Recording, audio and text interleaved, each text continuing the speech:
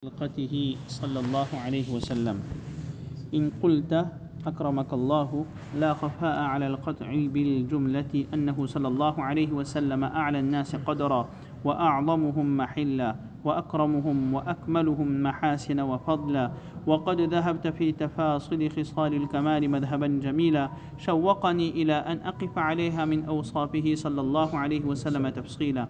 فاعلم نور الله قلبي وقلبك وضاعف في هذا النبي الكريم صلى الله عليه وسلم حبي وحبك، أنك إذا نظرت إلى خصال الكمال التي هي غير مكتسبة وفي جبلة الخلقة وجدته حائزا لجميعها محيطا بشتات محاسنها دون خلاف بين نقلة الأخبار لذلك، بل قد بلغ بعضها مبلغ القطع.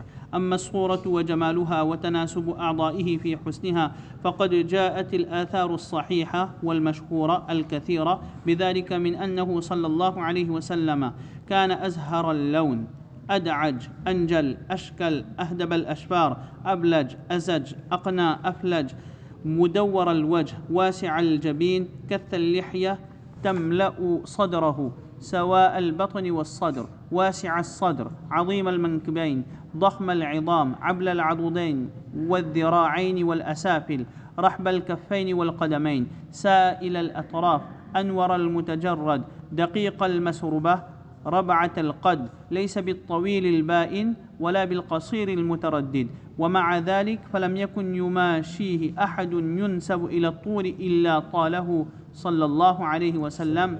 رجل الشعر إذا افتر ضاحكا افتر عن مثل السنى البرق وعن مثل حب الغمام، إذا تكلم رؤي كالنور يخرج من ثناياه. أحسن الناس عنقا ليس بمتهم ولا مكلثم متماسك البدن ضرب اللحم. وقال علي رضي الله عنه في آخر وصفه له: من رآه بديهة هاباه ومن خالطه معرفة أحبه. يقول ناعته: لم أر قبله ولا بعده مثله صلى الله عليه وسلم. والأحاديث في بسط صفته مشهورة كثيرة فلا نطول بسردها. الفصل الثالث في نظافته وطيب ريحه صلى الله عليه وسلم. وأما نظافة جسمه وطيب ريحه وعرقه ونزاهته عن الأقذار وعورات الجسد فكان قد خصه الله في ذلك بخصائص ولم توجد في غيره، ثم تممها بنظافة الشرع وخصال الفطرة العشر. فعن أنس رضي الله عنه قال: ما شممت عنبرا قط ولا مسكا ولا شيئا أطيب من ريح رسول الله صلى الله عليه وسلم. وعن جابر بن سمرة رضي الله عنه أنه صلى الله عليه وسلم مسح خده قال: فوجدت ليده بردا وريحا كأنما أخرجها من جونة عطار.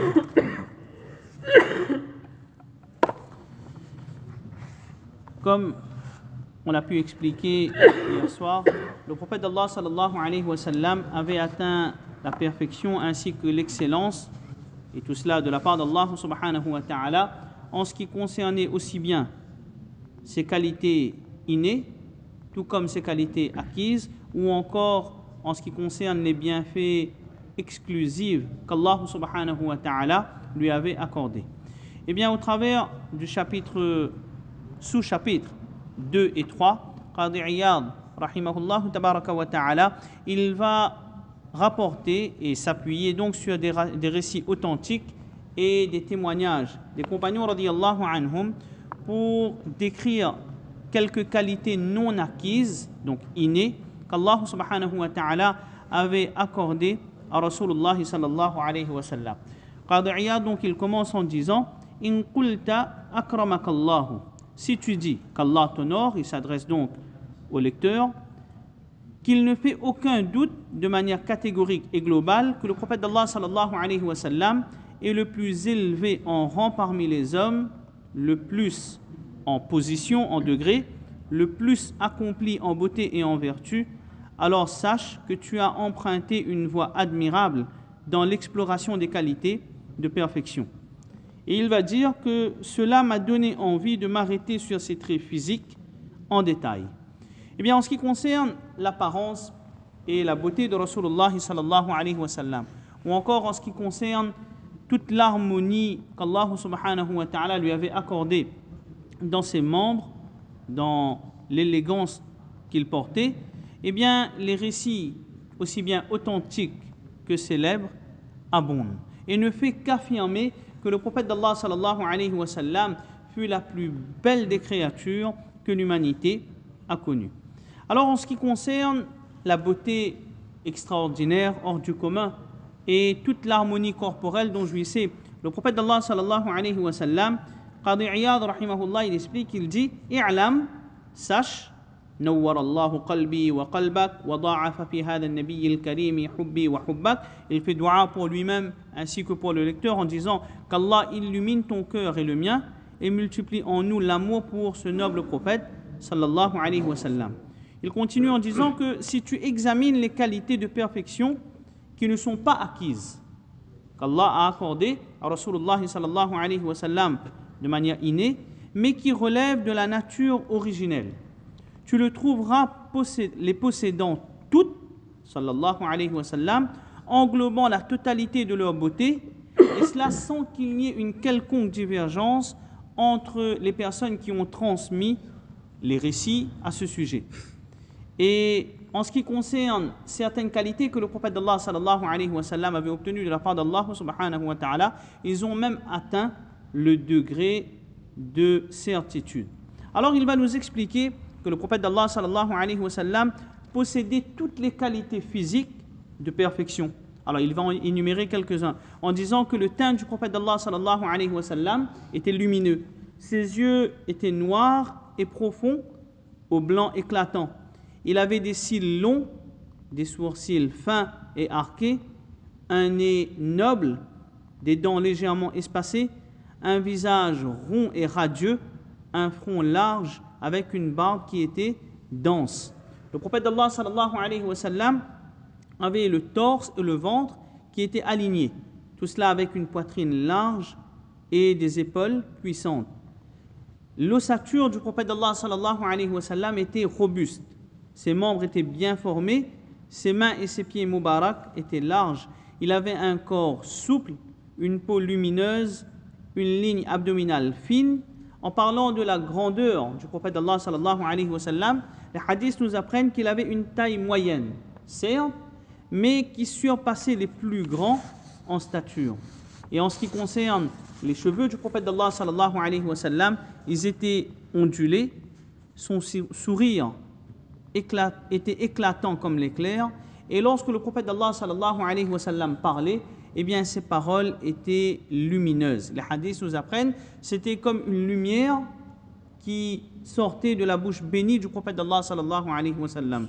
Il avait un cou qui était gracieux, un corps ferme et équilibré. Cela, c'est juste quelques détails en ce qui concerne le physique de Rasulullah sallallahu alayhi wa sallam. Mais Qadi Iyad, il va continuer en disant que cette beauté hors du commun, extraordinaire, dont jouissait Rasulullah sallallahu alayhi wa sallam, était, on va dire, accompagné par le fait que lorsqu'il était présent dans une assemblée, sallallahu alayhi wa sallam, eh bien par sa présence, le prophète d'Allah sallallahu alayhi wa sallam, il impactait les autres. Et cela, on peut le comprendre en écoutant une parole de Ali radiyallahu anhu. Alors, Qadi Iyad, rahimahullah tabaraka wa ta'ala, il dit وقال علي في آخر وصفه له من رآه بديهة هاباه ومن خالطه معرفة أحبه. Que le prophète d'Allah sallallahu alayhi wa sallam, celui qui le voyait pour la première fois, eh bien, était épris par lui, était impressionné. Et celui qui le fréquentait, eh bien, ne pouvait que l'aimer. Ali radiyallahu anhu, il disait également que le prophète d'Allah sallallahu alayhi wa sallam était exempt de toute impureté physique. Aucun défaut, aucun point sur lequel on pouvait peut-être penser que le prophète d'Allah sallallahu alayhi wa sallam avait une défaillance aussi minime soit-elle. Son corps, sa sueur et son parfum étaient d'une douceur inégalée. Allah subhanahu wa ta'ala l'a distingué par des caractéristiques uniques, puis les a complétés par la pureté de la charia et les 10 pratiques naturelles. Alors là, Qadi Iyad, rahimahullah, tabaraka wa ta'ala, il va commencer un autre chapitre. Un chapitre qui parle de la pureté corporelle et la douceur du parfum de Rasulullah sallallahu alayhi wa sallam. Et il va dire qu'il faut distinguer deux types de pureté. Il y a une pureté qui là aussi est innée, que chaque personne a de manière naturelle. Un homme qui est normalement constitué aime rester propre, mais au-delà de cela, déjà dans cette pureté naturelle, le prophète d'Allah sallallahu alayhi wa sallam avait atteint l'excellence. Mais au-delà de cela, Allah subhanahu wa ta'ala a complété cette pureté naturelle qui était unique en Rasulullah sallallahu alayhi wa sallam par la pureté de la charia et les 10 pratiques naturelles. Alors on ne va pas entrer dans les détails, mais la charia nous a enjoint à respecter 10 pratiques que l'on considère comme étant des pratiques naturelles de la fitra. Et là encore, les témoignages des compagnons radiyallahu anhum ne cessent d'abonder en ce sens. Anas radiyallahu anhu. Et lorsque l'on parle de Anas radiyallahu anhu, on parle de celui qui est resté pendant 10 longues années au service du prophète d'Allah sallallahu alayhi wa sallam, qu'il a connu, qu'il a vu, qu'il a côtoyé à des moments où peut-être d'autres n'a pas pu côtoyer Rasulullah sallallahu alayhi wa sallam. Et il va dire que jamais je n'ai senti de musc, ni d'ambre, ambar, ni quoi que ce soit de plus agréable que le parfum de Rasulullah sallallahu alayhi wa sallam. Ma shamimtu ambaran qattu wala miskan wala shay'an atyaba min rihi Rasulillah sallallahu alayhi wa sallam. Et Jabir ibn Samura radiyallahu anhu, il dit أنه مسح خده قال فوجدت ليده بردا وريحا كأنما أخرجها من جونة عطار. Que il rapporte donc Jabir ibn Samura radiyallahu anhu disant que le prophète d'Allah sallallahu alayhi wa sallam, il a touché ma joue. Alors quelle chance pour une personne d'avoir la main bénie de Rasulullah sallallahu alayhi wa sallam sur sa joue. Et il va dire que je sentis sur sa main une fraîcheur et un parfum comme s'il venait de sortir d'un coffret de parfumeur.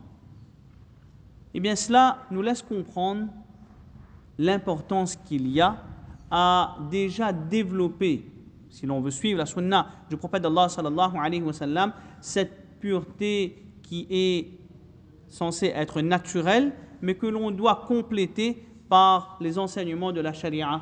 Par exemple, le fait de se couper les ongles, de se parfumer, de se nettoyer. Tout cela constitue l'enseignement et la sunna de Rasulullah sallallahu alayhi wa sallam. Déjà pour nous-mêmes, mais également être source de pureté pour les autres. Que notre présence soit agréable, propre et apaisante. On doit bien comprendre qu'en islam, le fait de faire preuve d'hygiène, eh bien, c'est un acte spirituel qui va nous rapprocher d'Allah subhanahu wa ta'ala. Et juste avant de conclure, par rapport au fait de toujours bien se tenir, bien se poser, quelques extraits d'un livre de Cheikh Abdul Fattah Abu Ghudda, rahimahullah tabaraka wa ta'ala, min adabil islam, où il énumère un certain nombre de règles liées à l'éthique, liées au adab, et il met l'emphase sur des points qui normalement devraient être logiques, naturels, mais par rapport auquel l'islam a accordé une importance particulière. Il nous dit, assurez-vous que votre corps soit propre et que votre apparence et vos vêtements soient soignés. Ne négligez pas votre apparence. Ne sous-estimez pas l'image que vous allez donner aux gens, car le plaisir de la rencontre pourrait s'en trouver considérablement diminué. Il nous dit que, revenant de voyage, Rasulullah sallallahu alayhi wa sallam va une fois enjoindre les compagnons radiyallahu anhum en leur disant « Vous revenez parmi les autres, eh bien soignez votre apparence afin d'être distingué au milieu des gens. Allah n'aime pas qu'on se laisse aller. » Autre extrait, il nous dit que lorsque le prophète d'Allah sallallahu alayhi wa sallam annonça une fois aux compagnons radiyallahu anhum que l'entrée au paradis était interdite à qui portait dans son cœur une once d'arrogance, d'orgueil. Eh bien, un compagnon qui était présent va le questionner, sallallahu alayhi wa sallam, pour savoir si soigner son apparence faisait partie de l'arrogance. Eh bien, le prophète d'Allah sallallahu alayhi wa sallam va clarifier ce point en disant qu'Allah est beau et qu'il aime la beauté. Il va expliquer ensuite que l'arrogance, c'est quoi? C'est le fait de nier la vérité et de mépriser les gens. Ibn Taymiyyah rahimahullah ta'ala a expliqué que si les beaux vêtements font partie de ce qu'Allah aime, on peut en déduire qu'Allah aime toutes les belles choses, d'où la nécessité pour le musulman de porter des vêtements propres et de soigner son apparence. Cela aussi fait partie de la sunna. Allah subhanahu wa ta'ala nous donne le temps de comprendre cela, de suivre l'exemple de Rasulullah sallallahu alayhi wa sallam dans ses moindres habitudes, ses moindres attitudes, et qu'Allah nous fasse aimer Rasulullah sallallahu alayhi wa sallam comme on devrait le faire. Jazakumullah, subhanallah, wa bihamdihi, subhanakallahumma wa bihamdika, ashhadu an la ilaha illa anta nastaghfiruka wa natubu.